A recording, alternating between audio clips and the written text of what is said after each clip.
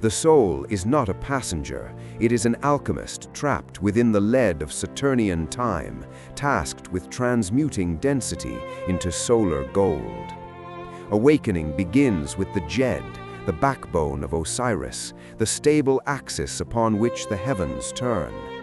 This spinal column is the biological Jacob's ladder, where the messengers of God, the nerve impulses, ascend and descend. At the base lies the serpent fire, Kundalini, coiled 3.5 times, waiting for the friction of conscious breath. When the breath is disciplined, the friction generates the sacred secretion, the oil that travels back to the optic thalamus. This is the Christos, the anointing of the brain's inner chambers, a biological prerequisite for the breaking of the karmic seal. As the energy rises through the solar plexus, it must face the dweller on the threshold, the personification of the seeker's own fear.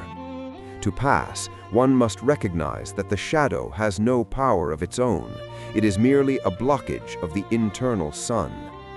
We reach the heart, where the individual will is surrendered to the cosmic will.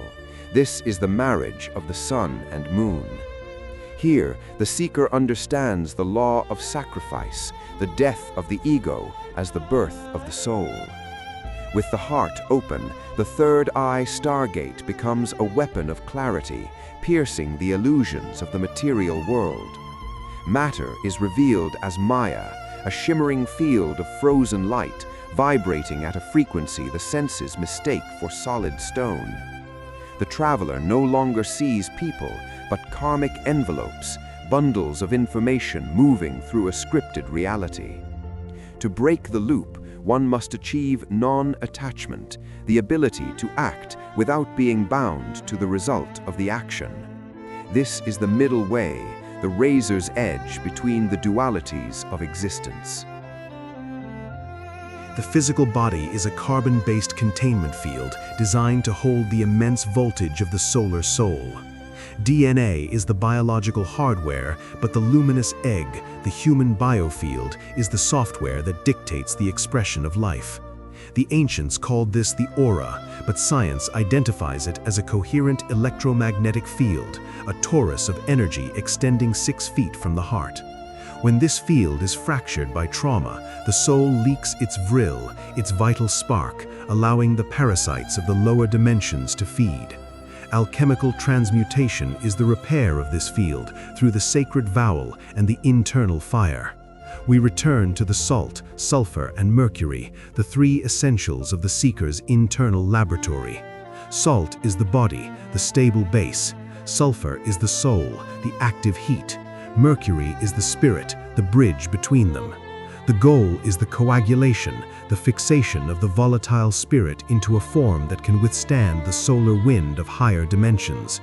This is the preparation for the great departure, leaving the body while still alive, a practice known to the initiates of Eleusis. They saw the physical world as a cave of shadows and the stars as the holes in the tent leading to the true sun. To exit the wheel, one must solve the squared circle, the reconciliation of the finite world with the infinite self.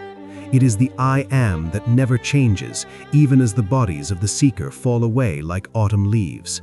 The abyss is not a place, but the psychological gap between the ego personality and the eternal observer.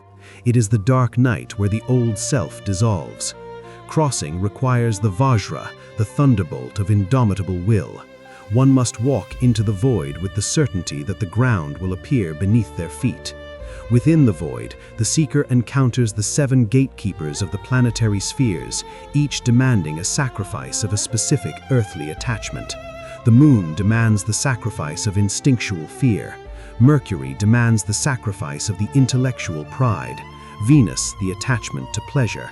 As each layer is shed, the soul becomes lighter, vibrating at the frequency of the solar intelligences that govern the higher heavens. This is the ascension of the Ba, the soul bird flying back to the source, no longer weighed down by the heart as heavy as a feather. We reach the causal plane, the level of pure ideas where the blueprints for all physical forms are kept in their pristine state. Here, the seeker sees the pattern of patterns, the underlying code that generates the Fibonacci spirals of the galaxy and the fingertip. The realization dawns. Death was never an end, but a frequency shift.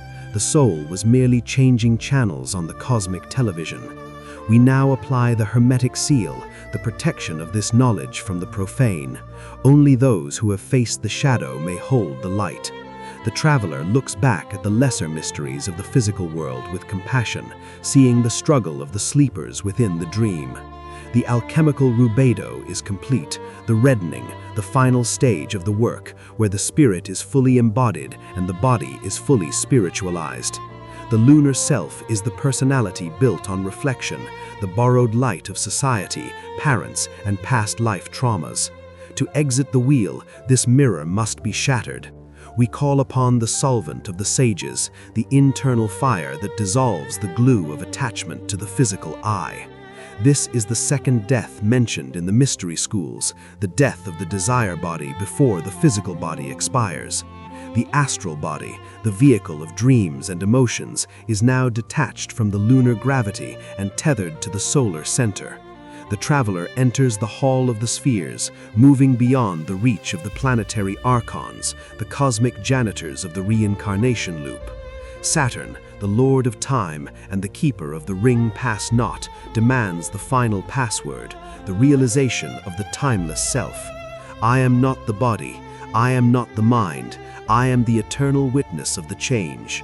The ring pass not shatters, the boundary of linear time is breached. The seeker enters the octoad, the eighth sphere of fixed stars. Here the karmic debt is finally zeroed. The ledger of 1,000 lives is closed and returned to the central fire. The monad, the singular, indivisible spark of the divine, is all that remains. But the work is not over. The traveler now must learn to project this light back into the world without becoming trapped by it once more. This is the bodhisattva vow, the choice to remain at the edge of the wheel to help others find the exit. We calibrate the vibrational shield, the energetic frequency that allows the spirit to walk through the world but not be of the world. The traveler has become the living Ankh, the key to the gate of life and death, held within the palm of the conscious mind. The solar body is fully knit. It is a vehicle of light information that can navigate the Amenti, the halls of the eternal dead and the ever-living. We prepare for the grand invocation, the final call of the soul to its original home. The secret fire of the heart merges with the universal fire of the central sun.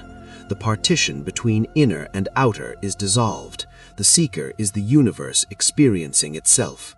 Part 3 concludes. The alchemist has found the stone. The wheel is broken.